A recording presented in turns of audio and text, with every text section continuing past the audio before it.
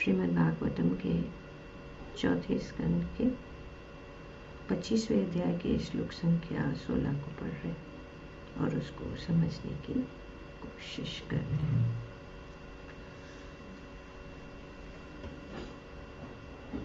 तो श्री नारद मुनि यहाँ पे वर्णन कर रहे उस नगर का, और ये नगर क्या, ये एक्चुअली वे कहना चाहते कि ये नगर हमारा शरीर की तुलना इस प्रकार से कर रहे हैं। उस नगर में अनेक सभा भवन, चौराहे, सड़कें, खान पान गृह वगैरह, बाजार, विश्राम करने के लिए इंद्रियां, झंडे और सुंदर उद्यान और इस प्रकार से ये नगर इस सब से घिरा था। राजधानी का श्रील प्रभुपाद जी अपने तात्पर्य में बताते कि राजधानी का इस प्रकार से वर्णन हुआ है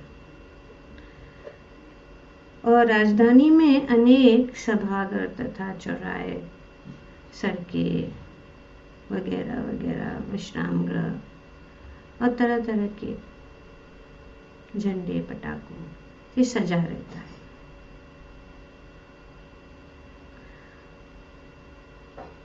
तो ये उपमा हो रही है कि शरीर का हृदय सभागार के समान है। तो शरीर में जो हृदय है वो क्या है? शरीर के अंदर जो हृदय है वो क्या है? सभा के समान।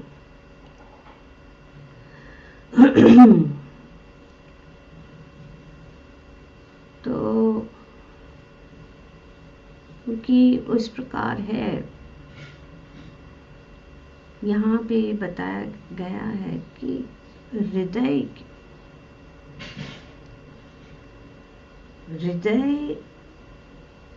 को सेंटर बनाए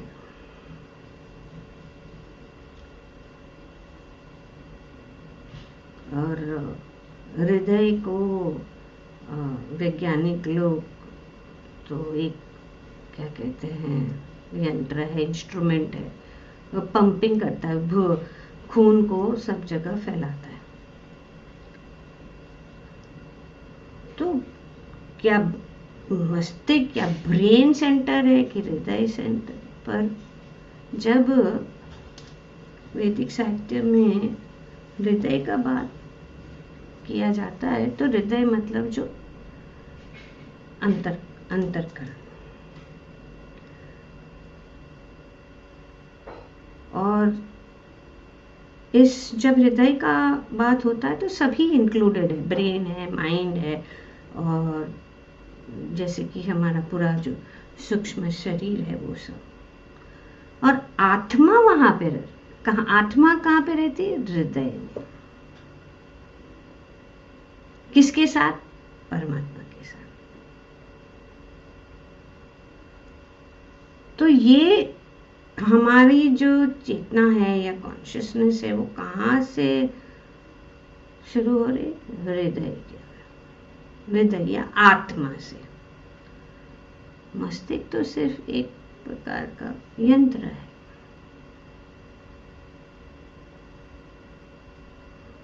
तो ब्रेन या मस्तिष्क या माइंड वो तो सब सूक्ष्म शरीर है, लेकिन आत्मा हमेशा के लिए है। और जैसे कि प्रभुपाद जी अपने तात्पर्य में बताते हैं कि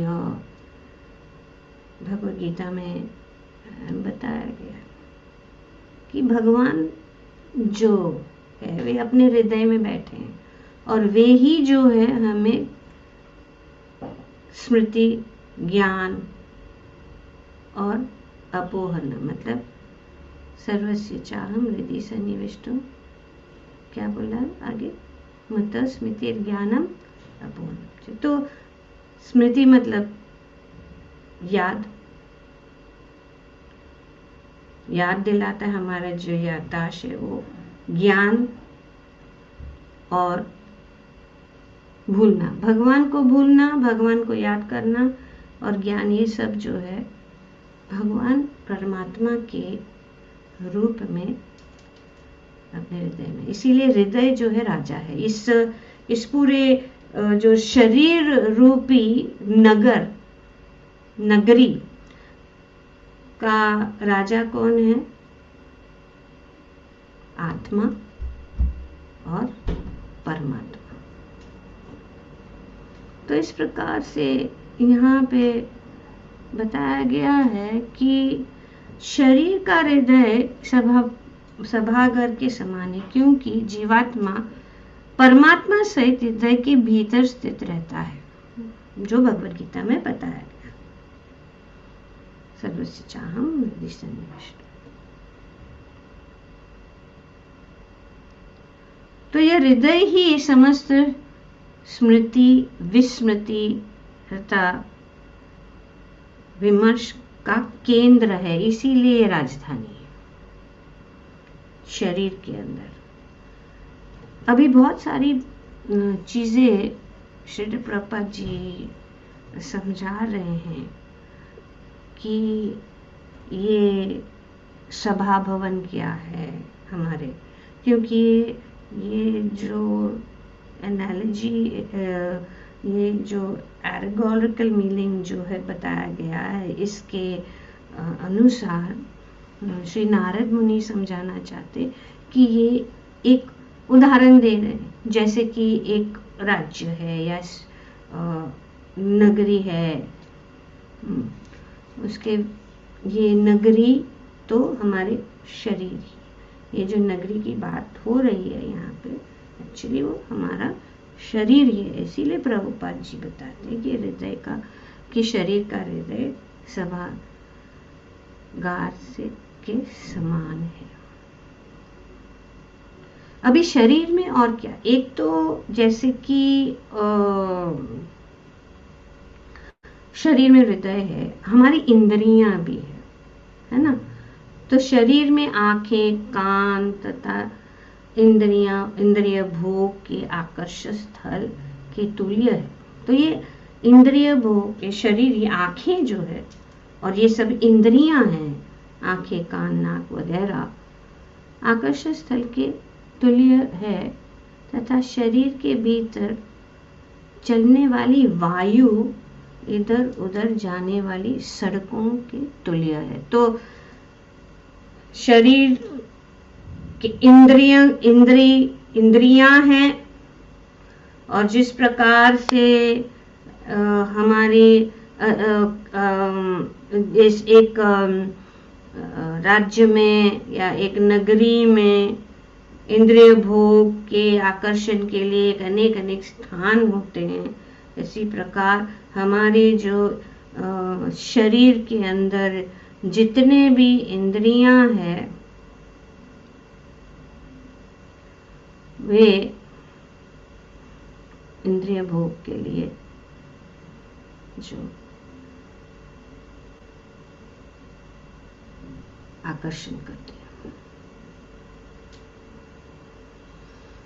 तो ये आंखें हैं, आंखें चाहती है कि अच्छी चीजें देखें, तो इसीलिए जब हम देखते हैं कि एक नगर में भी हम सब जगह देखते हैं कि ये सब चीजें जो डिस्प्ले किया जाता है ताकि आंखें देख के उसे आकर्षित हो जाए। तो इंद्रिय तृप्ति के लिए आकर्षण प्रदान करती है। जो आंखें हैं वे हमारा ध्यान को कुछ चीजों के प्रति खींच लेती है जब हम उनको देखते हैं। तो इस प्रकार ये आंखें इस प्रकार है, इसकी तुलना इस प्रकार कि किस प्रकार की ये सब जो स्थान है एक नगर के अंदर, जो हमें अपने मन को उसकी ओर खींचता है। तो इसीलिए इतना सुंदर सुंदर नगरी बनाते हैं और इतने सारे सब जगह बोर्ड्स, बिल बोर्ड्स रहते हैं ताकि हम उनको देखें। और क्योंकि आंखें तो सुंदरता, रंग और जैसे कि लोग बनाते, बड़े बड़े पोस्टर बनाते हैं और लोग जब वो लोगों को भी देखते हैं, लोग अनेक अनेक प्रकार के लोग हैं, अनेक अनेक चीज़ें हैं एक राज्य में, तो ये आंखें जो है इसके द्वारा, तो ये इंस्ट्रूमेंट है, ये द्वारा हमें जो है उस चीज की ओर खींचा जाता है। और फिर हमारे कान, तो आंख क्या चाहता है? रूप को देख। कान क्या चाहता है? अच्छी अच्छी बातें, शब्द, जैसे कि अच्छा अच्छा बाजा गान। कान चाहती है कि हमारा ये हो, प्रशंसा हो सुनने के लिए, तो प्रशंसा, और हमें कुछ नोटिफिकेशंस बोलते हैं या कुछ चीज़ें हमें ध्यान से सुनना है, तो वो हमें आकर्षित करता है। और ये ध्वनि या ये जो है वो इतनी आकर्षित है कि अगर हम देखे भी नहीं तो भी हमको वहाँ, मन को वहाँ खींच लेती है। जैसे कि उदाहरण हम देखते हैं शास्त्र में, हाँ, किस प्रकार से, कौन थे वो मुनि जो कान से सुने? किसको याद है?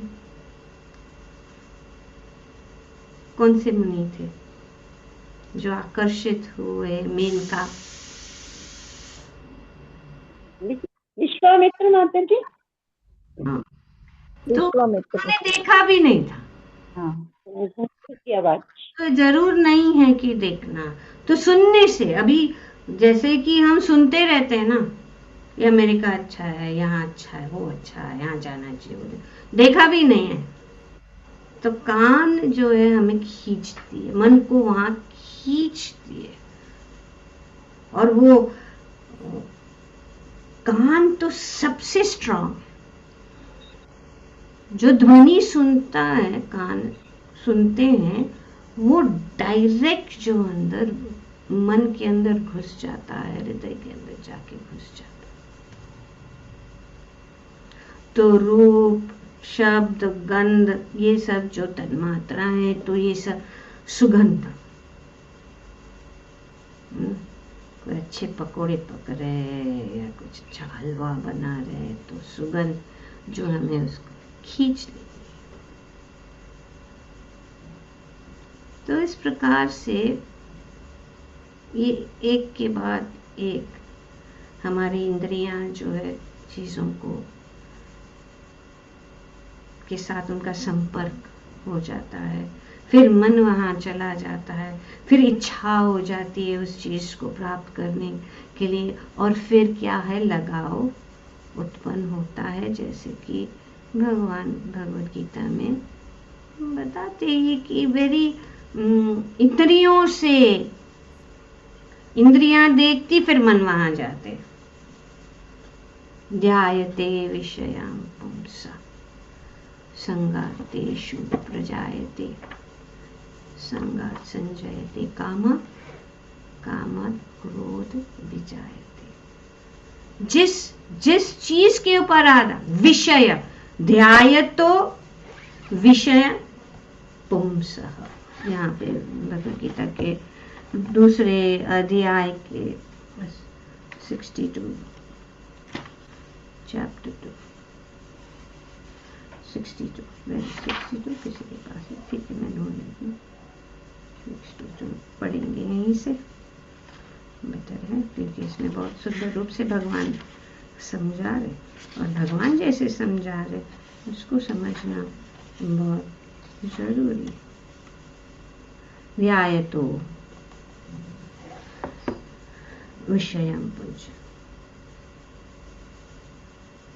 चिंतन करते विषय, इंद्रिय विषयों, पुंस मनुष्य आसक्ति। तो इंद्रिय विषयों का चिंतन करते हुए मनुष्य की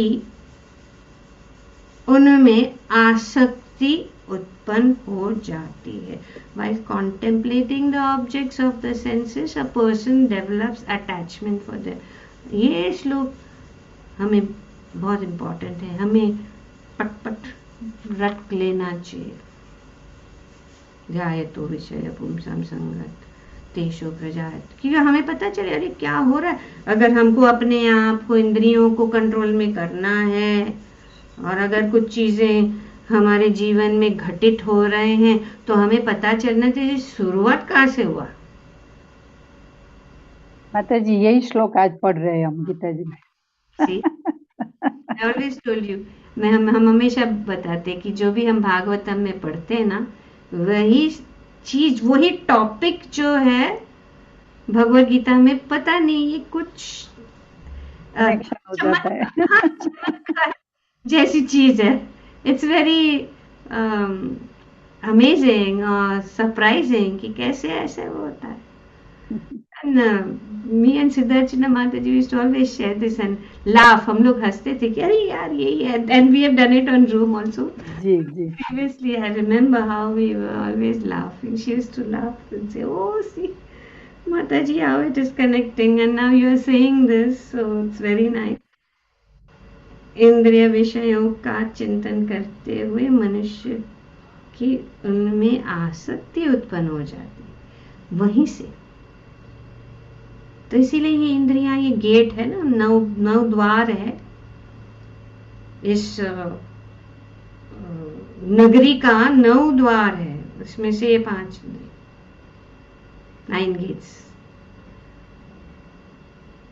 तो जो भी हम देखते हैं, सुनते हैं, जपते हैं, सुनते हैं, या जो भी अनुभव कर, तो ये सब जो है ब्रेन के अंदर हमारा रजिस्टर हो जाता है, और फिर हमारा मन जो उधर खींचा जाता है। तो ऐसे वो 3 monkeys का एग्जाम्पल है ना, see no evil, hear no evil, speak no evil. ऐसे बंदर है, बंदर दूर कान को बंद करके रख रहे हैं, आंख को बंद करके रख। जीव की वो ही तो खतरनाक चीज है। आंखें खतरनाक है, कान खतरनाक है, और जीवा खतरनाक है। एंड सबसे खतरनाक तो ये जीवा है। शरीरा विद्या चार जडेंद्रिय तार मध्य जीवा आती। हाँ, वो जीवा जो है वो सबसे खतरनाक।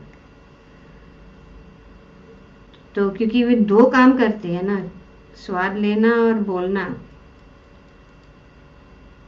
और ध्वनि जैसे हमने बताया सीधा धस जाती है, खास करके बुरी चीजें जो है लोग बहुत सुनना चाहते हैं।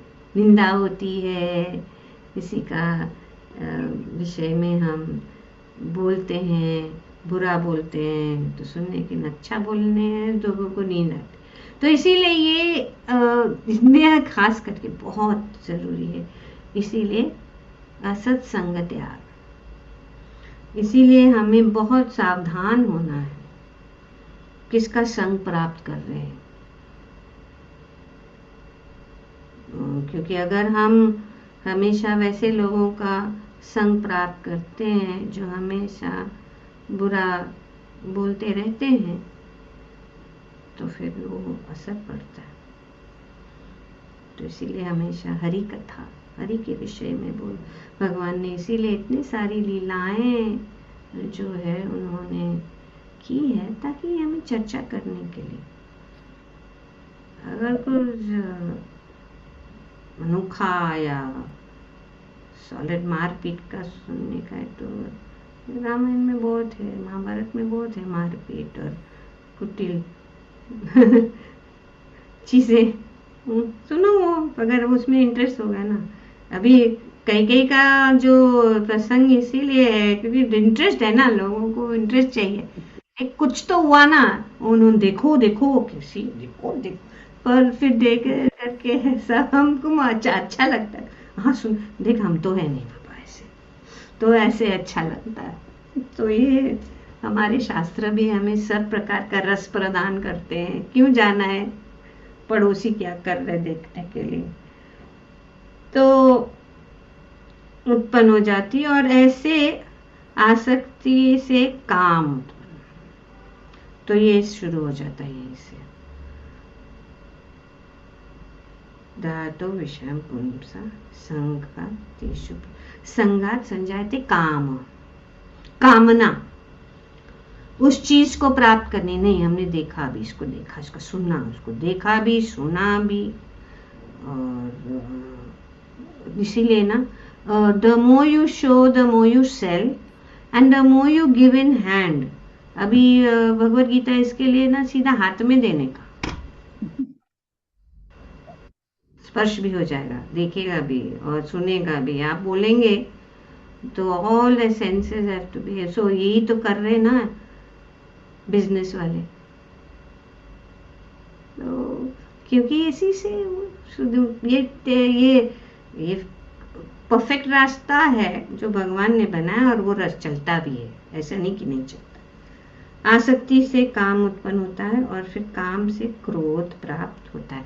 अभी काम ना इतनी प्रबल है कि नहीं फुलफिल हुआ, वो जो नहीं अपना कामना जो थी वो असफल हो जाती है, तो फिर क्या हो जाता है, क्रोध।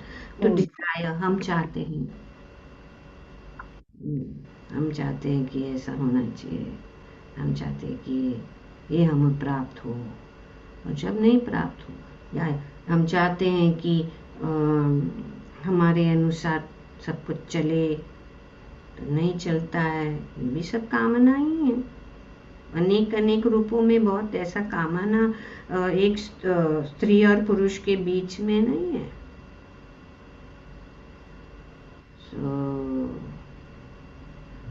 ये लस्ट, काम, ईश, क्रोध, ये दो चीज वो बहुत खतरनाक चीज। तो यहाँ पे फिर भगवान बताते, क्रोधात भवति सम्मोह, क्रोधात भवति सम्मोह। अभी क्या होता है, पूर्ण मोह उत्पन्न हो जाता है। और अंधा, क्रोध ऐसी चीज है को इंसान को अंधा कर देती है। और क्रोध ऐसी चीज है कि हम देखते नहीं है, क्रोध आता है कि कौन है सामने, किससे बात कर रहे, बस वो इतना मोह उत्पन्न कर देता है कि वो अंधा कर देता है। पर क्रोध बहुत खतरनाक है। क्रोध हम ऐसा है चीज कि हम हाथ में ऐसा आग का गोला लेके किसी के ऊपर डालने की कोशिश करते, वो आग जैसा आग का गोला फेंकते। पर इसमें क्या होता है, ना ही हम वो आग का गोला हम दूसरों को भी नष्ट करते हैं, लेकिन हम भी जल जाते हैं, क्योंकि हमारा हाथ भी जल जाता है। तो इस प्रकार से क्रोध बहुत खतरनाक है, क्रोध। और फिर क्रोध आने से स्मरण शक्ति, जैसे हमने बताया कि पता नहीं चलता है, और फिर बहुत मोह और स्मृति, सब कुछ, बुद्धि विनाश, नष्टो नाश। तो बुद्धि नहीं चलती, स्मृति भ्रष्मात् बुद्धि नाशो, बुद्धि नाशात् प्रणश्यति। अभी हमारा पतन हो जाता है। तो इस प्रकार से क्रोध से पूर्ण मोह उत्पन्न होता है, और मोह से स्मरण शक्ति का विभ्रम हो जाता है, और जब स्मरण शक्ति भ्रमित हो जाती है तो बुद्धि नष्ट हो जाती है, और बुद्धि नष्ट होने पर मनुष्य भव गिरता है। भवकूप में पुनः गिर जाता है। तो यहाँ पे बताया गया है कि ये इंद्रियां हमें इस प्रकार से भ्रमित कर देती है, अरे इंद्रियां ये सब नकली है। और पुरंजन का ये उदाहरण यही है, जैसे आप जानते हैं कि इस भागवत में पुरंजन ये शरीर ही है ये, और हमारी इंद्रियां ये द्वार है, और उस द्वार के से वे हमारी जो चेतना है बाहर चली जाती है, उसको आनंद देने के लिए। तो इस इंद्रियों को, तो इंद्रियां तो रहेगी, है ना। तो इंद्रियों को हमें डायरेक्ट करना है,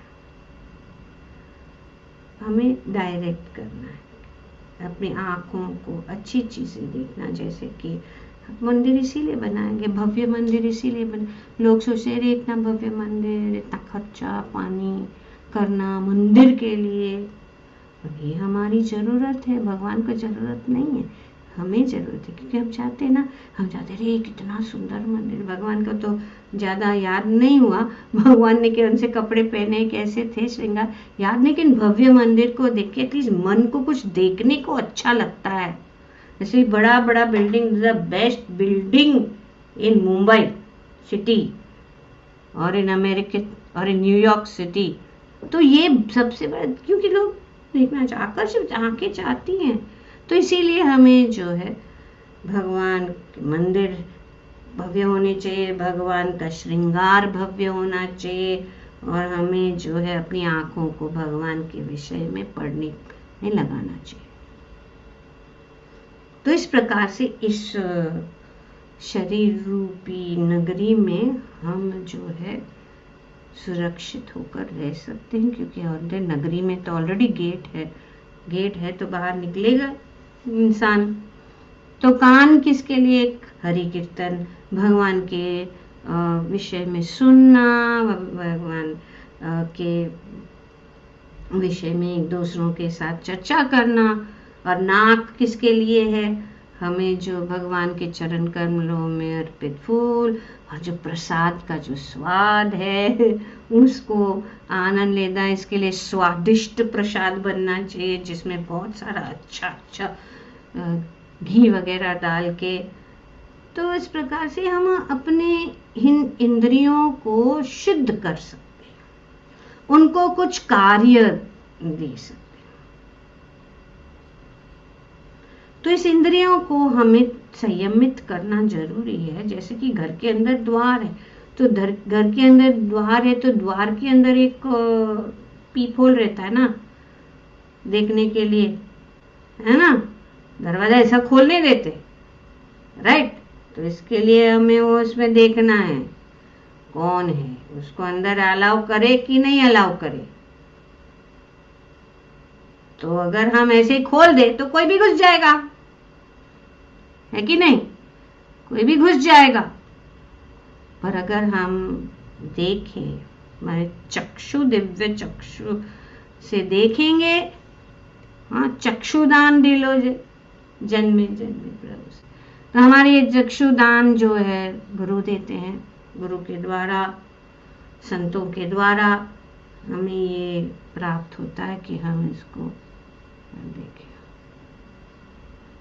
और जब हम देखते कि हाँ, अरे हमारे घर में एक संत महात्मा दरवाजे पे खड़ा है, खोल दो दरवाजा। तो इस प्रकार से, है ना। और तो ये दरवाजा फोन के अंदर भी है। ये दरवाजा फोन के अंदर तो बहुत ज्यादा खुलता रहता है, तो कौन सा वेबसाइट और कौन सा चैनल को खोलना है उसको हमको पहले देख लेना चाहिए कि ये अनुकूल है कि प्रतिकूल है। तो अनुकूल है तो हमें क्या करना है, खिड़की खोल देना चाहिए, नहीं तो नहीं खोलने का। और ये रास्ते जो है, यहाँ पे उदाहरण भी दिया गया कि नगरी में बहुत सारे रास्ते हैं ना, जैसे कि हमारे शरीर रूपी नगरी में बहुत सारे रास्ते भी है, रोडवे। और वो कैसे चल रहा है, वायु अनेक अनेक प्रकार, तो हवा का झोंका। तो ये रास्ता में बहुत अच्छा सुहावना हवा चलता है, चलो हम वो रास्ते में जाए, चलो हम वो हिल स्टेशन में जाए, ताकि वो हवा जो है हमारे स्वास्थ्य के लिए बहुत अच्छी हो, बहुत अच्छा है। तो हम जाते हैं कि नहीं, क्योंकि हम चाहते हैं कि ऐसी जगह जाए जहाँ पे अच्छी हवा हो, पक्षियों का सुंदर जो है गूंज हो। तो इस प्रकार से हमारे शरीर के अंदर भी ये रास्ते, वायु जिसको कहते हैं प्राण वायु, और वे अनेक अनेक प्रकार की वायु है जो 15वें अध्याय में भी भगवान बताते हैं। और अनेक अनेक प्राण वायु हैं, 5 प्रकार के हैं, है ना, प्राण, अपान, समान, व्यान, उड़ान, ये सब, ये जो प्राण वायु, श्वास, हमारा सर्कुलेशन, डाइजेशन, इन अपनी जो नसें, नाड़ी, और हमारे अंदर जो विचार, एक्चुअली वही तो कह रहे हैं ना, मन से सब पूरा शरीर को डिस्टर्ब हो सकता है। अगर मन डिस्टर्ब है, मन में बहुत सारी चीजें, ये वायु के द्वारा, ये वायु घूम रहा है। और ये वायु बहुत शक्तिशाली है, वे शक्ति प्रकार। तो इसीलिए पॉजिटिव एनर्जी, नेगेटिव एनर्जी, और सब जगह पूरे पूरे हमारे शरीर के सभी भागों से कनेक्टेड है।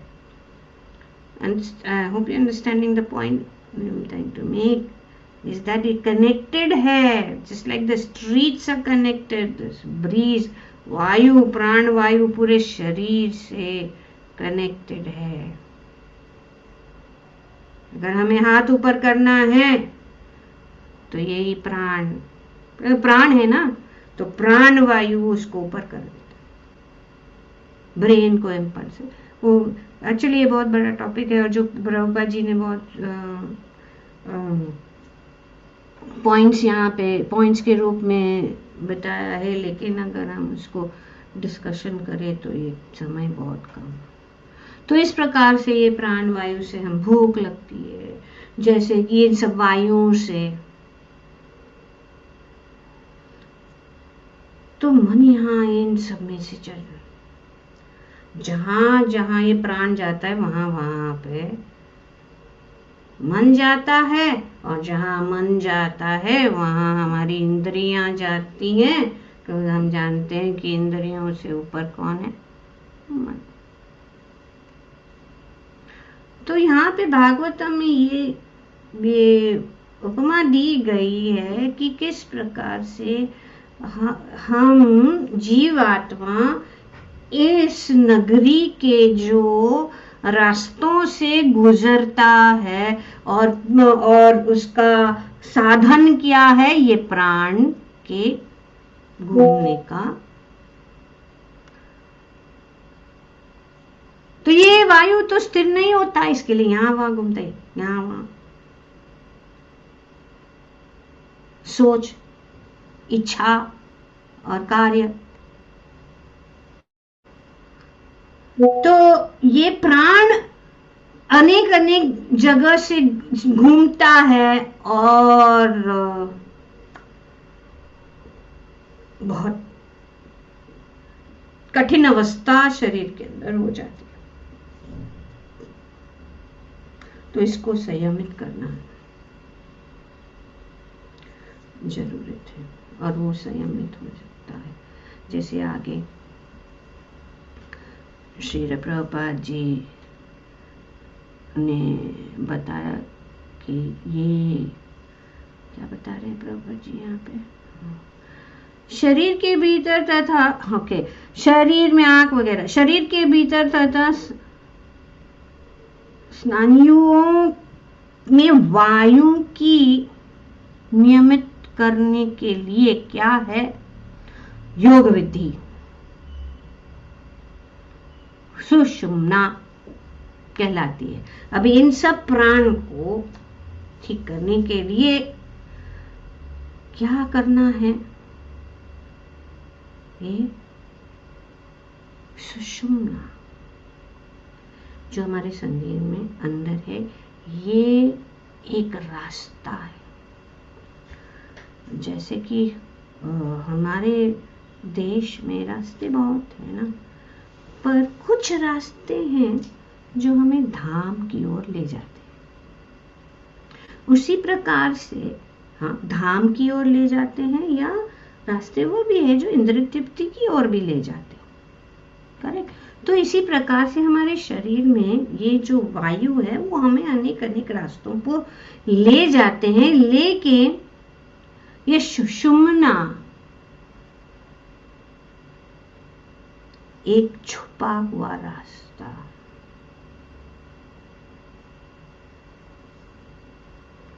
तो ये अगर उसका शुद्धिकरण हो जाए इस सुषुम्ना को, तो वो हमें इस भौतिक नगरी से बाहर निकाल सकता है। तो जब हमारा शुद्धिकरण हो जाता है और हम इसके साथ हमारा संपर्क हो जाता है, तो ये वायु जो है, हमारे अंदर जितने भी वायु है, ये सुषुम्ना की ओर से बाहर निकल। सामान्य रूप से क्या होता है कि हमारी आत्मा जो है किसमें व्यस्त है, इंद्रिया, मन और इंद्रिय भोग, और ये सब जो है अनेक अनेक नाम है, बहुत डिटेल में शास्त्र में बताया गया है कि जब हम योग के द्वारा, तो यही है योग, जो अभ्यास इसके लिए है ताकि हमारी जो ये वायु, प्राण वायु और ये सब वायु को मन के द्वारा उसको कंट्रोल किया जाए और हमारी जो आसक्ति है वो कम हो जाए।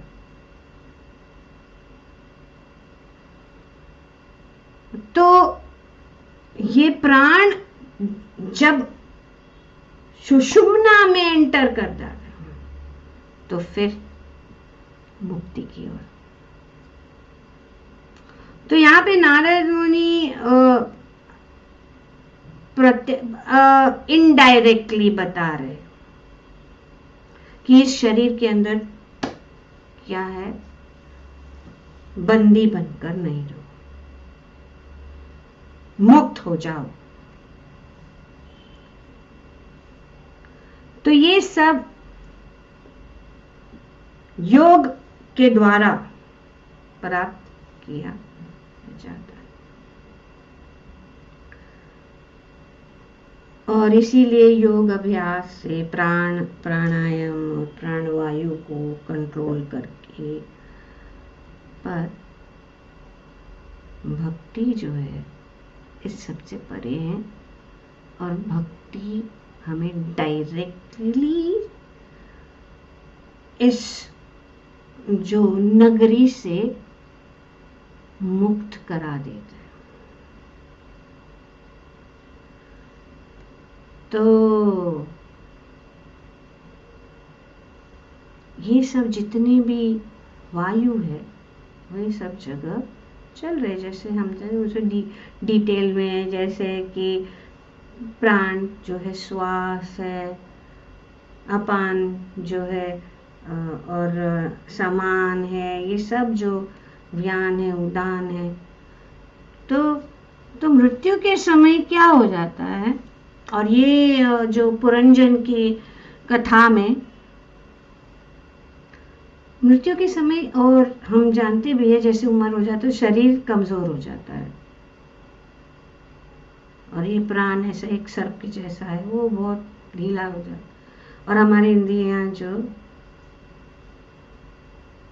क्या हो जाती हैं, इतनी अच्छी से काम, आँख से दिखता नहीं, सुनता नहीं, सूंघना तो मेन बंद ही हो जाता है। तो उड़ान वायु जो है आत्मा को ये शरीर के बाहर निकाल देती है। तो और भगवद गीता में भगवान बताते हैं कि क्या है, यम यम वापि स्मरण, जहाँ जिस जगह पे हमारी जिस चीज में हमारी आसक्ति है या जिसका स्मरण होता है अंत काल में, वही हम प्राप्त करेंगे, और ये उड़ान है।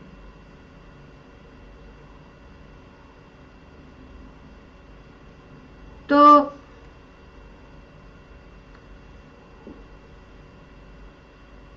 योगी जन क्या करते हैं, वो अपने प्राण को ये सुषुम्ना के द्वारा जो है कंट्रोल करते हैं, और इस शरीर से, इस नगरी से बाहर निकल जाते। और भक्त क्या करते हैं, भक्त जो है भगवान का स्मरण अंतकालीन स्मरण मुक्त करे। तो जो अंतकाल भगवान में, भगवान इसीलिए ये पूरा जीवन और ये सब भागवतम क्लास, ये क्लास, वो क्लास, ये सिर्फ हमारे जो प्राणों को, हमारे प्राण वायु, हमारा शुद्धकरण, हमारे इंद्रियों की शुद्धकरण, हमारे पूरे जो जीवन के शुद्धकरण करके, और हमारा स्मरण सिर्फ भगवान के श्री चरण कमलों में और उनका नाम लेते, हमें कोई बड़ा योगी बनने की जरूरत नहीं है, क्योंकि ये योग पद्धति बहुत डिफिकल्ट है। ये जो यहाँ पे बताया गया है, ये रास्ता किसका रास्ता, जो सुषुम्ना को सिर्फ भक्ति के द्वारा आसानी से प्राप्त किया जाता है, और बहुत सरल है, बहुत सरल और सुगम भी है। तो इस प्रकार से हमें जरूरत नहीं है ज्यादा कुछ करने का, सिर्फ भगवान जो उसे बता रहे हैं, भगवद गीता में बता रहे हैं, अगर हम ऐसे करेंगे, भगवान का नाम, भगवान का स्मरण, हमारी सारी इंद्रियों को हम भगवान के सेवा में लगा देंगे, तो हम ये बाहर निकल सकते हैं आसानी से। ये वायु के द्वारा बोले ना कि उनके प्राण ऊपर की ओर जाए, अनेक बताया गया है, कौन से पता चल जाता है जब हम देखते हैं कि उनके प्राण कौन से अंग से निकला है ना। तो ये सब बताया, लंबा बात है। तो ये शरीर, इसीलिए यहाँ पे प्रभुपाद जी बताते हैं कि मोक्ष का मार्ग, ये सुषुम्ना क्या है, मोक्ष का मार्ग। और सुषुम्ना भक्तों के लिए हरि भजन, हरि कीर्तन, हरि कथा और हरि नाम, यही हमारा मार्ग है। और यह शरीर विश्राम हो जाए। शरीर अभी हम जाते हैं यात्रा में बहुत लंबा तो थक जाते हैं, तो कोई विश्राम का स्थान ढूंढते हैं कि नहीं, कि हाँ कहाँ होटल मिलेगा या कहाँ गेस्ट हाउस रहेगा जहाँ पे हम विश्राम कर सकते। इस शरीर में जो है आज जीवात्मा थक कर इस शरीर में ही विश्राम करता है। तो जीवात्मा शरीर में विश्राम करता है, इसीलिए शरीर को आत्मा थकता नहीं है,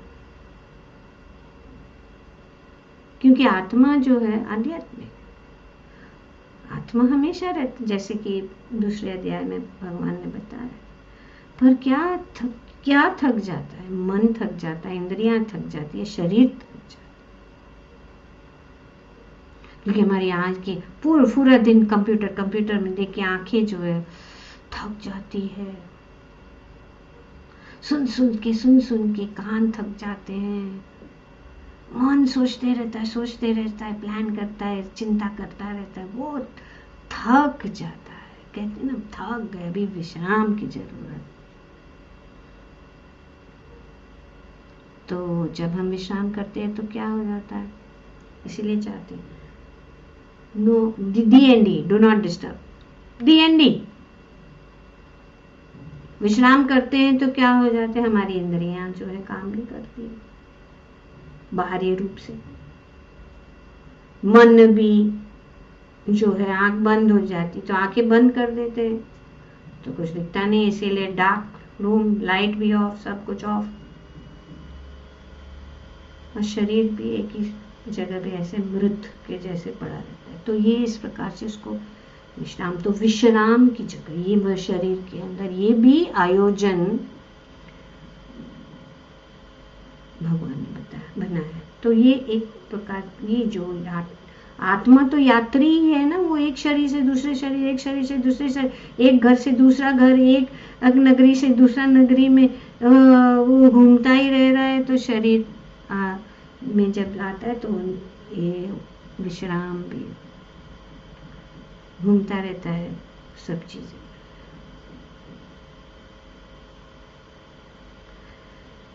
तो शरीर में आराम मिलता है। तो शरीर का ये आराम भी 3 प्रकार के हैं, जैसे हम जानते हैं, जागृत अवस्था, स्वप्न, सुषुप्ति, डीप स्लीप, सुषुप्ति। तो डीप स्लीप अभी, क्योंकि अभी हमारे माइंड इतने एजिटेटेड है, हम इस भौतिक जगत में, खास करके आज के आधुनिक जगत में मन इतना एजिटेटेड है कि सोते हुए भी नींद नहीं आती है, क्योंकि मन जो चलता ही रहता है। वो सुषुप्ति क्या, स्वप्न में भी हम वैसा ही देख रहे। तो इसीलिए विश्राम क्या है? विश्राम शरीर का नहीं है, विश्राम मन का है। मन को शांत कर, वो मन जो भाग रहा है, हम लोग क्या कर रहे हैं? टीवी सीरियल देख रहे हैं, ये देख रहे हैं, सोप ऑपेरास देख रहे हैं, इसमें सब जो धाड़ धूड़ चलता रहता है, और फिर उसको देख के सो रहे। तो सुषुप्ति कैसी आएगी? क्योंकि मन ही जो है आराम, मन की शांति।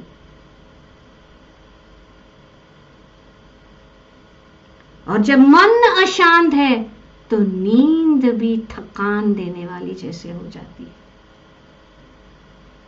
ये शास्त्र, और शास्त्र यही कहता है, जब तक हम भौतिक चीजों में लिप्त रहेंगे, भौतिक चीजें में हम जो अपना समय बिताते रहेंगे, तो हम थकते ही जाएंगे, थकते ही जाएंगे।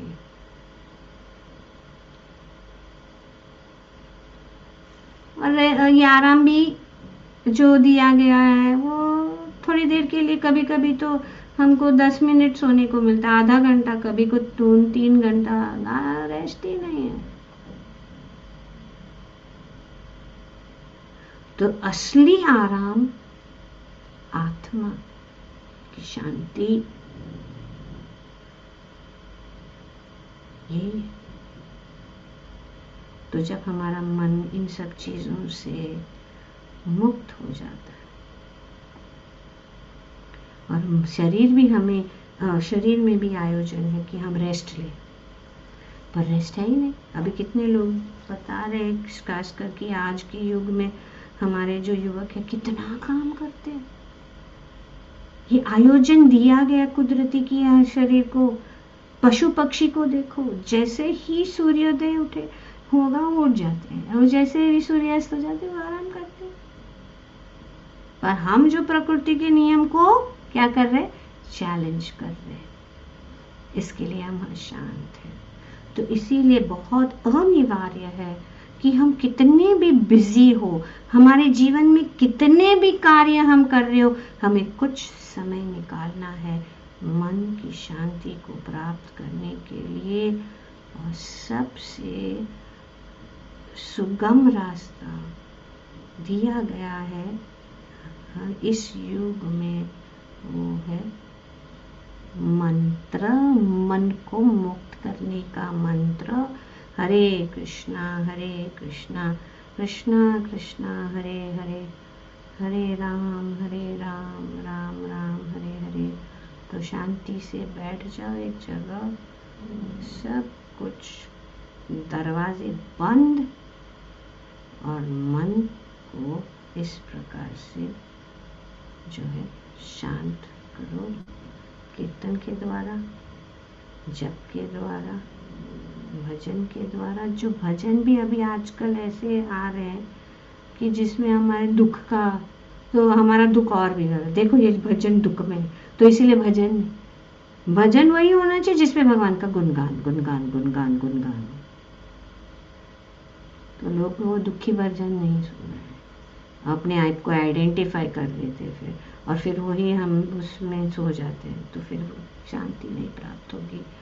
इसलिए बेस्ट इज बैठ के हरे कृष्णा कृष्ण कृष्ण हरे हरे, हरे राम राम राम हरे हरे। और हम जो है इस शरीर रूपी नगरी में शांति से रहकर बहुत अच्छी तरह से मेन डोर से बाहर निकल सकते हैं और भगवत धाम वापस जा सकते हैं। ग्रंथराज श्रीमद् भागवतम की जय। ओम तत्सत। Thank you very much. Hare Krishna.